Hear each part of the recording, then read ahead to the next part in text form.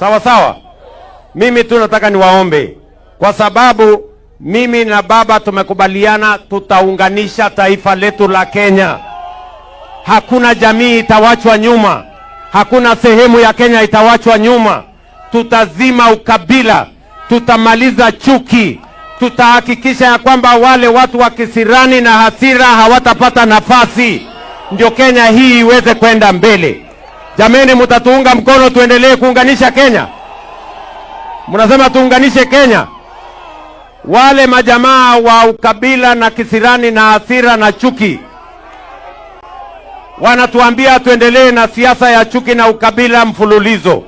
Sisi tunawaambia tuko na kazi ya kufanya kwa Wakenya, na hiyo kazi haihitaji makelele, haihitaji chuki, haihitaji ukabila, haihitaji hasira.